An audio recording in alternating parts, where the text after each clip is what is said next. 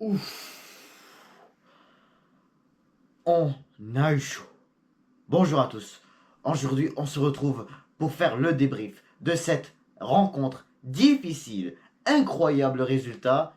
C'était une victoire très importante et on l'a fait. On s'est vengé face à Aston Villa. C'était tout ce qu'il fallait. C'était tout ce que j'espérais si vous avez vu ma vidéo avant match. Mais même, peu importe, on a les 3 points. On a maintenant 6 sur 114. C'est un début de saison excellent. Faut dire qu'en même temps, c'était pas en même temps une bonne performance, mais non plus pas du tout une mauvaise parce qu'on a vu vraiment des choses beaucoup, vraiment très intéressantes. C'était ça vraiment ce que je voulais voir absolument là, mais vraiment j'ai vu des choses très intéressantes que vraiment lors de mon avant-match, j'ai un peu tort de le dire. Pour commencer, je tiens juste à dire félicitations à Aston Villa pour le match qu'ils ont fait. Parce que vraiment, là, faut dire que au final, ils ont été vraiment excellents dans la pression. Ils nous ont vraiment fait de la pression.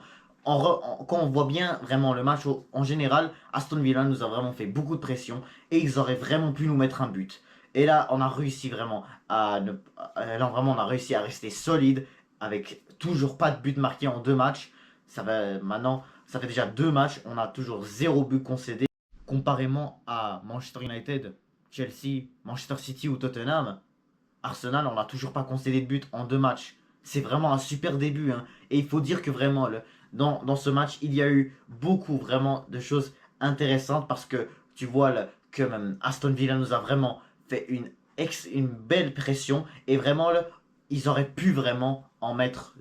Ils auraient vraiment pu vraiment nous marquer des buts, surtout vraiment 2 occasions que honnêtement, non, non, pas 2, c'est vrai, même 3 occasions. Il y avait 3 occasions que Aston Villa, désolé, aurait vraiment pu mettre dans les buts. Ça veut pas dire que je suis énervé d'avoir vu ça, hein, contrairement pas, hein, parce que je m'en doutais, hein, parce que ça reste que c'est quand même Aston Villa qui est en face de nous. C'est vraiment l'une des endroits les plus difficiles à se rendre pour jouer un match. Il s'agit de Villa Park, c'est très difficile, c'est vraiment pas facile de jouer là-bas, hein, mais vraiment s'imposer sur le score de 2 buts à 0, ça par contre, je m'y attendais pas à ça. Je voyais vraiment Aston Villa mettre un but mais on les a pas laissés.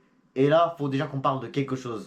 Commençons d'abord par parler de l'équipe en général, les joueurs en fait. En commençant d'abord par notre gardien David Raya. Écoute comme il est fort. Comme il nous a sauvés. Incroyable les arrêts qu'il a fait. Incroyable les arrêts qu'il nous a fait pour empêcher cette équipe de Villa de la mettre dans les buts. Incroyable. Vous avez vu là, surtout je sais pas si vous avez vu cette occasion là, où est-ce que Amadou Onana, je pense que c'est Amadou Onana là, si je me trompe pas, c'est lui qui avait fait la frappe, ça a dévié, c'est allé sur le poteau et ensuite Watkins est arrivé et il n'a pas pu la mettre. Et Raya a fait un arrêt extraordinaire face à un grand attaquant, un grand buteur comme Oli Watkins. Vraiment, je la voyais dans les buts. Honnêtement, et sûrement il y a beaucoup de personnes qui auraient dû voir cette occasion dans les buts. Comme moi entre autres. Vraiment, cette occasion aurait dû être un but. Et vraiment, je suis surpris que Raya n'a pas laissé ça passer.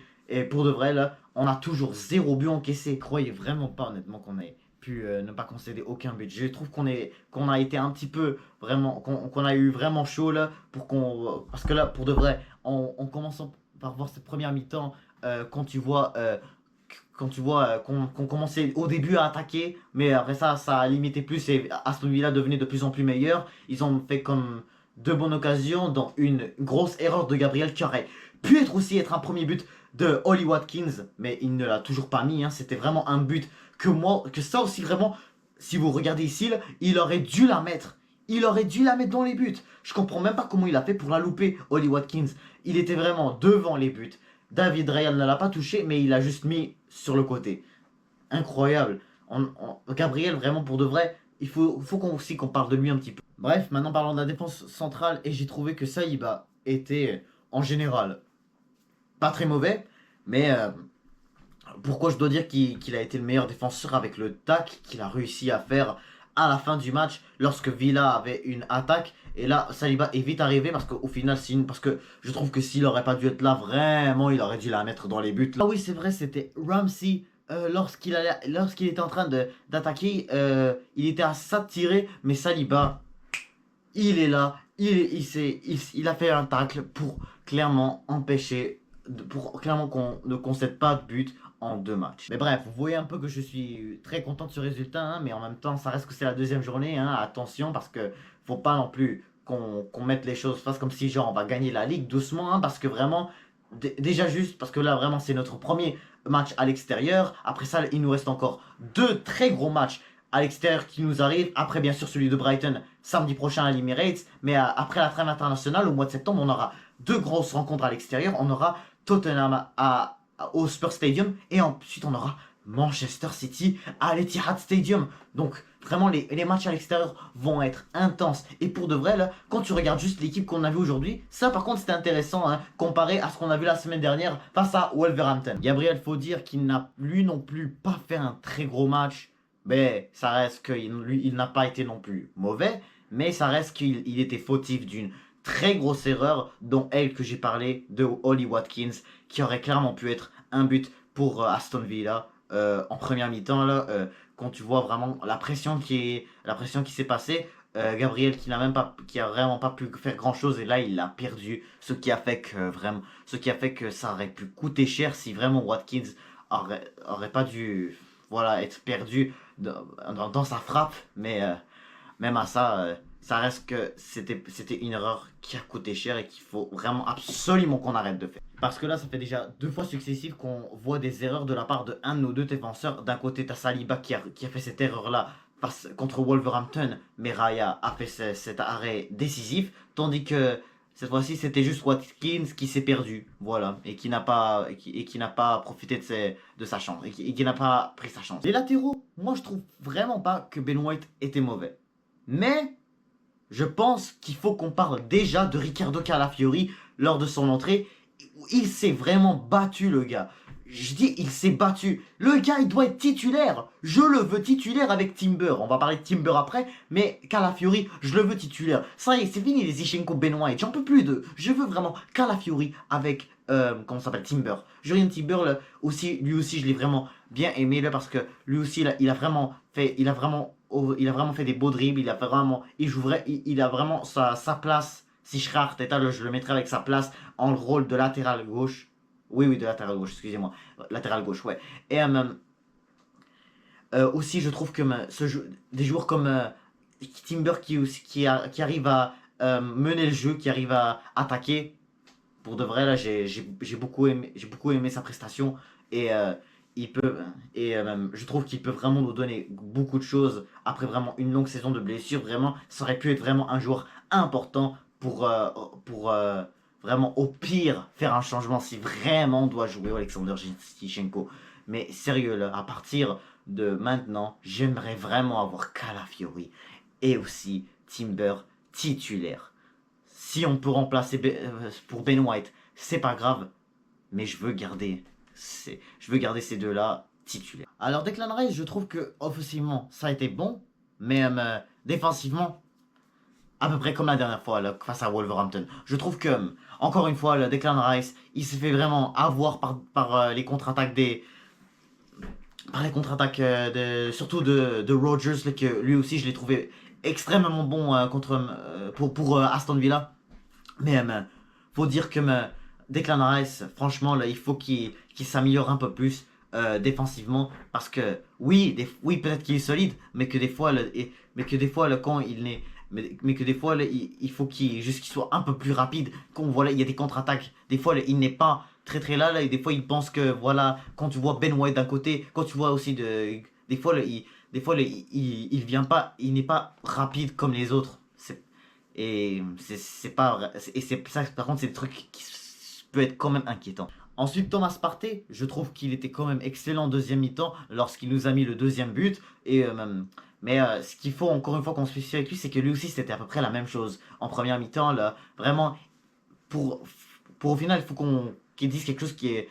Parce que Thomas Partey aussi, il faut qu'on sache qu'il a fait aussi une erreur qui a aussi coûté cher, qui aurait pu coûter cher, excusez-moi. Mais par contre, sa frappe, elle était mauvaise. Mais en tout cas, Partey, hein, c'est sûr que vraiment les pertes de balles, va falloir vraiment contre des grands clubs, il va falloir vraiment que ça s'arrête. Contre n'importe qui, au final, va falloir que ça. C'est sûr que ça arrive de perdre des balles, mais que au final, que ça s'arrive souvent, ça peut vraiment finir par faire des erreurs. Faut pas vraiment que toujours on continue de faire la même erreur jusqu'à ce qu'on se fasse prendre un but ou jusqu'à ce qu'on doit payer cette erreur-là extrêmement cher. Puis Odegaard, notre capitaine, encore une fois, je l'ai toujours trouvé extrêmement bon.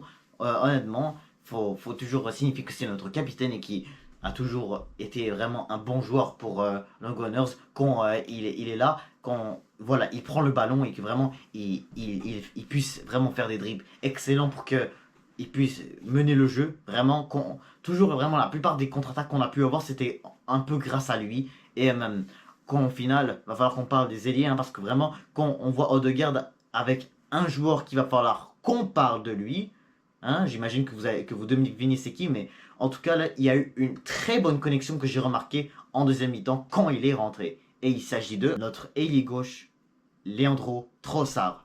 Alors oui, hein, sans manquer de respect à Martinelli. Martinelli, encore une fois, qu'on n'a pas pu voir beaucoup. Hein, il a perdu beaucoup de balles lors des contre-attaques. C'était pas vraiment son match, on peut dire. Ça commence pas trop bien la saison pour lui, hein, mais au final, il va être capable de se reprendre au fil des matchs. Gabriel Martinelli, qui a quand même perdu beaucoup de ballons lors des contre-attaques. Donc je trouve que vraiment oui, peut-être. C'est toujours bien de l'avoir titulaire quand même, parce que ça se pourrait qu'il peut redevenir meilleur, hein, et je suis certain qu'il pourrait devenir l'être. Il va falloir qu'il s'adapte un peu plus, hein, parce que des fois, les débuts de saison, c'est pas toujours facile avec lui. Mais maintenant, parlons de Leandro Trossard. Alors là, comme je disais tout à l'heure, il y avait vraiment une bonne connexion entre lui et Odegaard. Ça allait super bien, ça allait vraiment super bien dans l'attaque. Offensivement, quand on bouge, on rentre dans la surface, toujours ça a marché. C'est vraiment grâce à ça que vraiment on avait pu mettre le premier but, puis le deuxième, surtout le deuxième là, quand on regarde Leandro Trossard, lui qui nous a mis le premier but, passe décisive de Bukayo Saka, puis même après ça, le deuxième mi-temps, on voit une passe d'Odegaard et il rentre dans la surface, vite, il donne à Saka et après ça il donne à Partey. Et vraiment, je trouve que vraiment les passes d'Odegaard à Trossard, vraiment, faut toujours qu'on parle, ils sont magnifiques. Quand tu vois Odegaard, Trossard qui jouent ensemble, ils se retrouvent souvent et même, je pourrais dire même tout le temps. Quand tu vois, exemple, les passes décisives qu'ils font, que Odegaard fait à Trossard et tout, toujours qu'on parle des passes, que ce soit décisives ou peut-être pas décisives, ça marche pas, mais au moins c'est vraiment incroyable. C'est vraiment incroyable ce que Odegaard peut proposer. Et puis pour finir, Kai Havertz, parce que là on sait que Bukayo Saka c'est le joueur, on n'a rien à dire vraiment, c'était vraiment un bon joueur. Il nous a fait les passes décisives pour les deux passes décisives pour qu'on marque. Donc là vraiment en 2 matchs il fait déjà 3 passes décisives, c'est déjà excellent en plus d'un but. Donc vraiment je peux dire que Bukayo Saka fait un début de saison exceptionnel. Mais bref, maintenant parlons de Kai Havertz, qui lui aussi il a eu vraiment un peu de difficulté. Il a raté aussi il avait aussi une très bonne occasion qui n'a vraiment encore une fois été tiré d'une façon horrible, mais en même temps on peut comprendre qu'il a été un peu déranché par le défenseur de Aston Villa, mais vraiment là, il faut qu'il se raméliore beaucoup plus, parce que de plus en plus que c'est compliqué, de plus en plus qu'il pourra être que jamais là il pourra être capable être capable de pouvoir marquer des buts. Mais au final, je dis pas que non plus il n'a pas marqué de but, il a marqué le match passé, mais ça reste qu'en même temps, faut toujours qu'on lui donne de la chance. Il a besoin de confiance, Kai Havertz. C'est un bon avant-centre. Il faut juste qu'offensivement il travaille beaucoup mieux, et je suis certain que Kai Havertz pourra devenir excellent. Donc oui, peut-être que je peux dire que que certains joueurs qui n'avaient peut-être pas bien joué après vraiment déjà juste 2 matchs. Écoute, je suis mieux de pas les critiquer tout de suite. Vous voyez, c'est vraiment pas de les critiquer. Je dis pas qu'ils ont fait peut-être des matchs mauvais à 100% pour que vraiment je les critique trop, mais il faut juste de l'amélioration. Et c'est ça vraiment qu'on est en début de saison. Là, il va falloir juste qu'on pratique tout ça, et direct là, ça pourra aller mieux. Je sais pas, plus tard en octobre, en novembre, en décembre, ça pourra aller beaucoup mieux. Et au final, quand on aura beaucoup plus de défis à faire, qu'on aura plus d'étapes à, à essayer de passer, comme qu'on va jouer la Ligue des Champions, là, je suis sûr que vraiment là, c'est sûr que vraiment d'ici là, on va pouvoir bien ça va être, la pratique va être bien faite, et surtout on va être capable de essayer de bien utiliser les joueurs pour qu'ils puissent vraiment être tous utiles, et puis former une bonne équipe et essayer de vraiment au moins gagner un trophée cette saison. Donc voilà, c'est la fin de ce débrief de ce gros choc entre Aston Villa et Arsenal.